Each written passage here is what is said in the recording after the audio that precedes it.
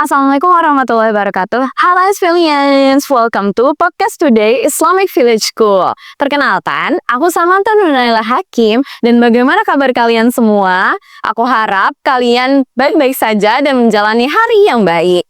Hari ini kita akan membahas suatu topik dan juga isu yang kira-kiranya tuh kayak Gen Z banget lah. Apalagi sekarang anak zaman sekarang, remaja-remaja itu sudah tumbuh rasa-rasa atau benih-benih cinta di antara mereka. Namun sekarang ini mendekati hari kasih sayang, yaitu 14 Februari. Nah, tapi hari kasih sayang ini juga kebetulan berhadapan dengan Ramadan. Gimana kita sebagai umat muslim bisa menjaga itu semua tapi masih dengan pandangan psikologi. Dan hari ini aku bersama Miss Tias. Kira-kira Miss Tias sebagai apa di SMA ID ini? Oke, halo teman-teman Podcast Today. Aku Miss Tias sebagai School Psychologist di Islamic Village. Oke, jadi aku sekarang bersama Miss Tias dan aku akan membahas beberapa topik yang berkaitan dengan remaja zaman sekarang. Oke, ini tentang fitrah dan juga rasa kasih sayang nih Miss Tias. Jadi kan di masa SMA itu banyak banget remaja yang mulai merasakan rasa kagum, rasa cinta, terpesona, dan juga ingin diperhatikan. Nah, kira-kira nih dari sisi psikologi, kenapa fase ini tuh terasa begitu kuat dan apa maknanya dalam proses tumbuh dewasa? Oke, thank you Sam. Jadi sebenarnya gini sih Sam, di fase remaja itu ya, itu kan mulai start tuh usia 12 sampai sekitar 18 tahun tuh remaja awal. Nah, di situ sebenarnya di dalam otak sendiri gitu. Jadi kan kalau proses berpikir, merasa itu sangat dipengaruhi oleh kondisi atau fungsi otak. Nah, otak remaja sendiri itu untuk otak emosi atau bagian sistem limbik itu sudah berkembang. Jadi sudah berkembang dengan pesat. Tapi sayangnya prefrontal cortex atau otak depannya itu belum berkembang. Jadi belum optimal nih perkembangannya, sehingga emosinya udah meluap-luap gitu ya, ibaratnya udah tumbuh gitu ya, tapi kontrol dirinya belum besar. Nah, di samping itu ternyata di dalam sistem tubuh kita juga si hormon estrogen dan progesteron itu juga produksinya lagi aktif-aktifnya tuh ya kan di masa puberti ini, masa pubertas. Sehingga dan kedua hormon tadi itu yang mempengaruhi ketertarikan dalam seksual gitu ya, ketertarikan pada kegiatan-kegiatan romantis itu muncul karena si kedua hormon tadi gitu.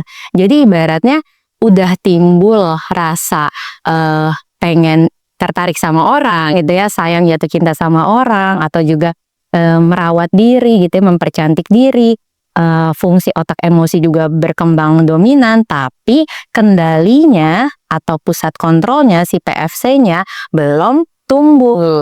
Jadinya makanya jatuh cintanya tuh wah kata begajulan ya, harus jadi kontrol. Benar-benar jatuh cinta tuh jadi kayak benar-benar sangat dominan banget, meletup-meletup lah seperti itu. Karena nanti kita bahas deh ya kan bedanya cinta yang remaja ya gitu ya sama cinta yang dewasa tuh gimana.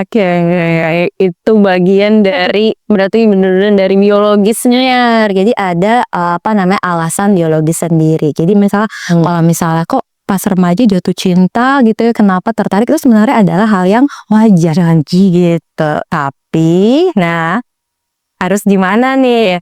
Terus ada lagi nih, terus ini tuh mengelola rasa dan juga bukan mematikannya. Jadi kayak banyak remaja bingung saat perasaan datang.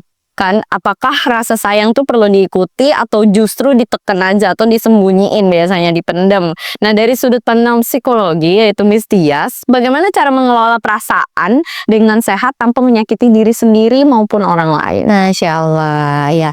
Jadi sebenarnya kan sama seperti dengan perasaan atau emosi yang lain ya. Jadi perasaan cinta tuh sebagian doang dari perasaan atau emosi lain yang Allah anugerahkan kepada kita gitu ya.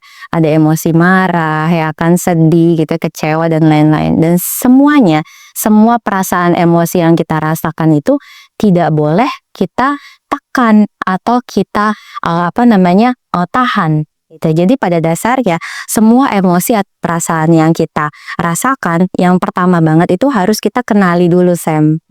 Jadi kita harus bisa naming dulu gitu ya. Oh, gue ini lagi rasa apa ya gitu. Itu pertama banget. Kemudian kita kenali dan kenapa ya gue begitu gitu. Kemudian setelah tahu baru kita akui atau kita terima. Jadi segala perasaan itu jangan kita denial gitu ya. Jadi jangan kita tolak gitu, tapi kita terima perasaan kita. Kemudian baru dari situ kita kelola atau kita salurkan dengan cara-cara yang tepat, tidak merugikan diri sendiri maupun orang lain. Jadi intinya tuh kalau ada perasaan tuh seperti itu. Nah, yang paling penting lagi adalah kita tuh harus tahu ada yang namanya perasaan, pikiran, dan tindakan. Jadi kalau perasaan itu sesuatu yang otomatis, gitu. Kita kayak nggak bisa ngendalin gitu kan. Misalnya perasaan geli ya kan, atau kayak happy gitu, itu kayak otomatis aja dia tuh muncul gitu. Tapi kalau pikiran itu bisa kita latih. Cara kita interpretasikannya, pikiran itu bisa kita latih. Misalnya nih ya, ih cowok ganteng nih misalnya, kok dia ngeliatin gue mulu sih. Nah, kalau pikirannya nggak dilatih, apa kira-kira interpretasinya? Dia kayak suka di sama gue. Nah, itu kan terlalu early banget ya untuk judgementnya gitu ya. Jadi padahal belum tentu ya, dia lagi ngeliat ke situ, ada yang lain yang dia lihat ya kan gitu. Tapi kalau kita dewasa atau pemikirannya sudah baik, maka kita bisa melatih pikiran itu. Kemudian yang terakhir adalah tindakan, betapa tindakan itu bisa kita kendalikan. Jadi tidak semua perasaan itu harus diwujudkan dalam tindakan. Nah gitu, jadi harus ada proses stop dulu, thinking dulu, biarkan si otak prefrontal cortex itu menganalisa, aku habis ini harus apa, baru kita action yang tepat. Deep banget ya, Miss. Iya, benar. Terus ini Miss, kan bentar lagi nih hari kasih sayang ini ternyata tuh kebetulan banget sama Ramadan ya. Berat kan mau datang banget nih. Kayak sih kalau hari kasih sayang, ya tahu sih Miss, biasanya kan ya biasanya teman-teman aku tuh kayak ngasih coklat dan lain-lain lah, dengan itu coklatnya harus pakai kasih sayang aja. Oh nggak juga sih. Sama temen sih. Jadi gini Miss, jadi Ramadan itu kan identik dengan menahan diri. Secara psikologis, bagaimana puasa itu membantu remaja belajar mengendalikan ya emosi, keinginan dan juga impuls, termasuk dalam urusan perasaan. Isya gimana Mi? Nah benar banget. Jadi gini Sam, tadi kan ketika kita si otak emosinya atau jatuh cintanya besar gitu ya, tapi si PFC-nya belum berkembang optimal, maka kita tuh sebenarnya nggak harus nunggu usia. Oh ya, jadi gini, otak si kendali ini, si PFC itu optimal itu di usia sekitar 25 tahun. Kan masih lama banget tuh ya. Di remaja 15 tahun, yang SMA ya kan. Maksudnya harus nunggu 25, berarti sebelum itu kita terserah kita dong. Enggak, justru sebenarnya bisa dilatih. Nah, salah satunya, cara melatih si PFC atau kontrol diri itu dengan baik, salah satunya dengan si puasa. Gitu. Jadi puasa itu, kenapa puasa itu melatih? Karena kan pada saat puasa kita delay gratification ya, atau menunda kepuasan ya. Jadi aku mau minum es teler gitu ya kan, aku mau minum es kelapa, tapi belum maghrib nih, sabar gitu kan. Karena kita tahu nih apa yang akan kita dapat kalau misalnya kita menunda sampai maghrib, nanti ada pahala yang besar gitu ya, berkah dari Allah seperti itu. Nah di situ sebenarnya kita tuh melatih si PFC tadi. Jadi ketika kita melatih kontrol diri, akhirnya nanti sama-sama nih stabil. Bukan hanya si otak emosi aja yang tadi tentang jatuh cinta aja, tapi juga si kendali dirinya juga semakin kuat gitu. Dan saran puasa sebenarnya adalah disiplin dalam beribadah. Klise ya kayaknya. Iya. Tapi sebenarnya bukan hanya ibadah sih, pokoknya disiplin dalam melakukan apapun itu melatih si PFC tadi. Jadi tetap bisa jatuh cinta, cuman si PFC itu akan mengarahkan perilaku yang tepatnya tuh seperti apa gitu. Nggak yang begajulan gitu lah gitu. Connecting banget ya Miss kayaknya. Ternyata connect banget. Gitu. Terus juga ini Miss, kasih sayang yang dewasa. Karena kan kita sekarang tuh tiba-tiba sering suka sama orang yang langsung ada pembicaraan sedikit langsung ke bawah perasaan gitu-gitu. Nah, itu tuh dari sisi psikologi, apa perbedaan antara rasa sayang yang didorong emosi dan rasa sayang yang sudah lebih matang dan bertanggung jawab, khususnya tuh di usia remaja. Itu kayak gimana? Jadi kan memang rasa cinta itu fitrah ya. Jadi kita mesti garis bawahi dulu, artinya justru Allah memberikan kasih sayang, cinta itu sebenarnya adalah hal yang penting banget di muka bumi ini untuk menjaga keharmonisan dunia gitu ya, di lingkungan gitu. Hanya Allah itu meminta kita itu tetap mensucikan rasa cinta itu. Sebenarnya seperti itu ya. Jadi perasaan yang Allah berikan itu harus dijaga gitu ya. Biar apa ya? Biar bahagianya tuh langgeng gitu kan. Jadi bukan hanya sekejap mata aja. Kalau misalnya pacaran-pacaran zaman SMP, SMA kan kayak paling 2 bulan kan 3 pertama bosen, iya, putus gitu terus jadi berantem dulu atau gimana gitu ya. Penyesalan lah yang ada. Nah, bedanya apa nih gitu ya? Rasa cinta yang masih menggebu-gebu, kurang bertanggung jawab dengan rasa cinta yang dewasa. Jadi kalau aku tuh bisa ngibaratinnya tuh kayak api nih Sam. Jadi api. Gimana?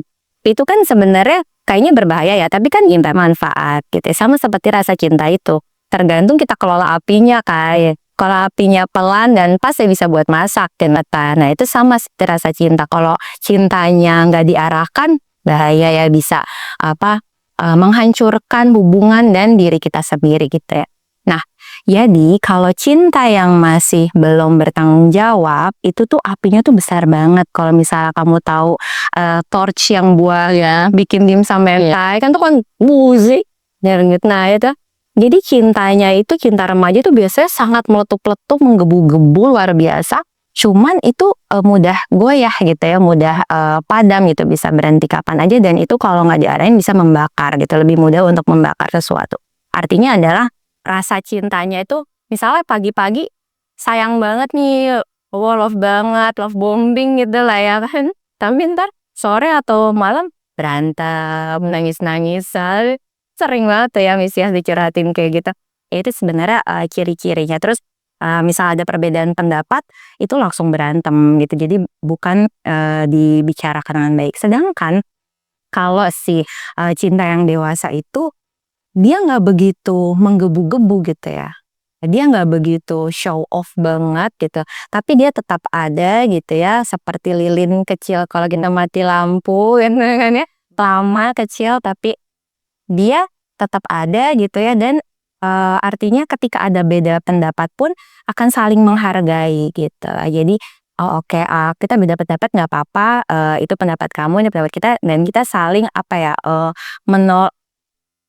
ibaratnya kalau ada yang kurang kita saling nopang, kurangnya di mana seperti itu. Jadi nggak yang gampang berantem ya kayak gitu. Itu beda. Dan gini, kalau yang cinta remaja itu aku jatuh cinta, aku tuh sayang karena memang buat membahagiakan aku. Itu kalau cinta remaja. Jadi fokusnya adalah ke diri, kebahagiaan diri sendiri.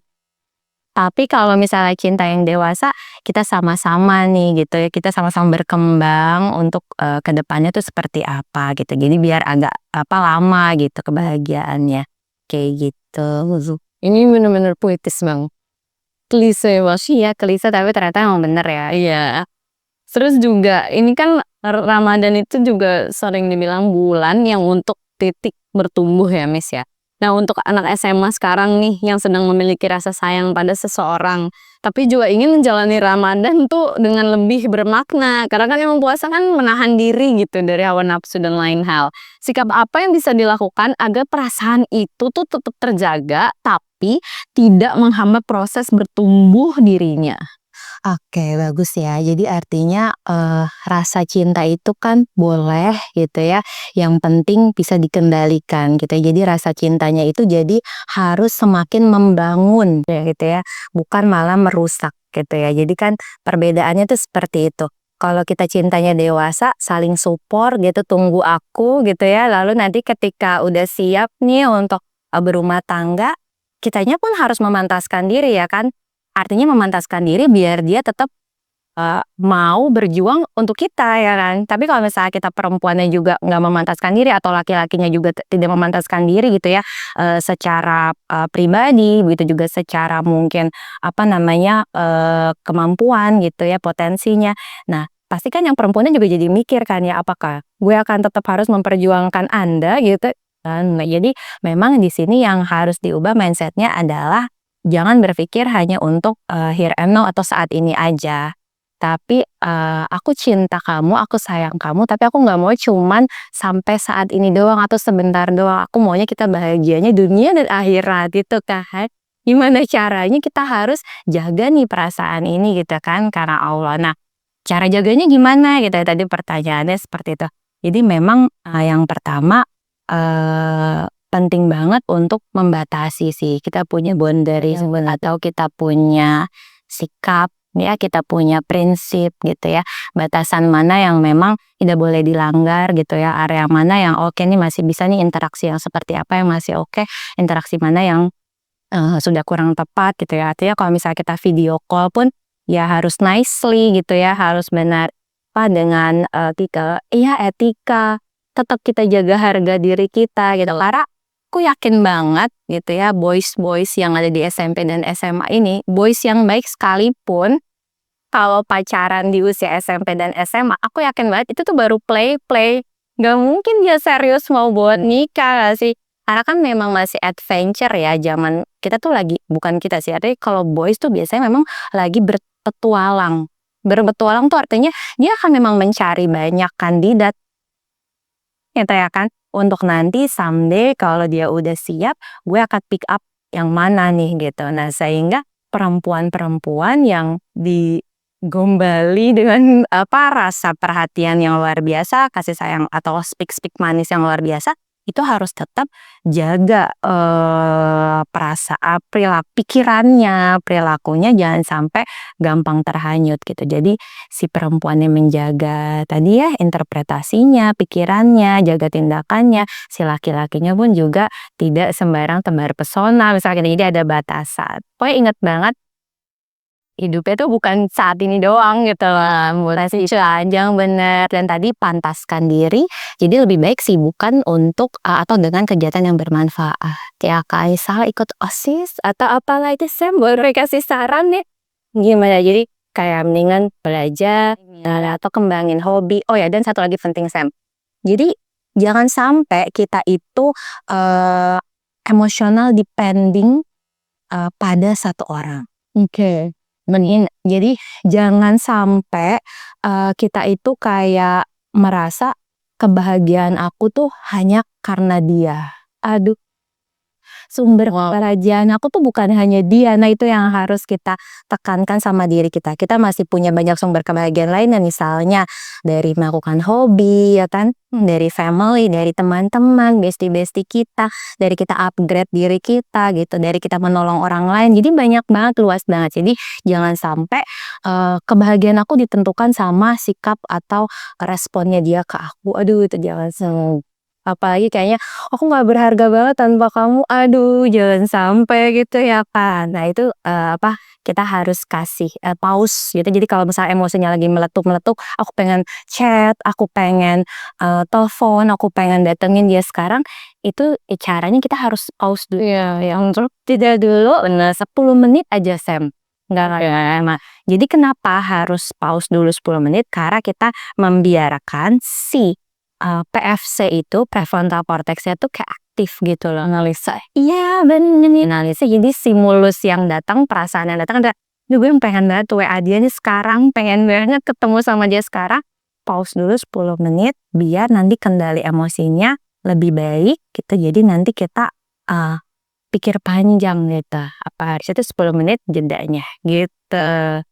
Tapi nih Miss, ada nih kalau misalnya ada suatu hubungan, terus dia tuh dua-duanya kalau misalnya hubungan itu kan harus meningkatkan diri sendiri, harusnya kan jadi yang lebih baik. Itu tuh kita harus menyesuaikan atau ngubah diri kita sendiri itu demi dianya atau demi kita betul.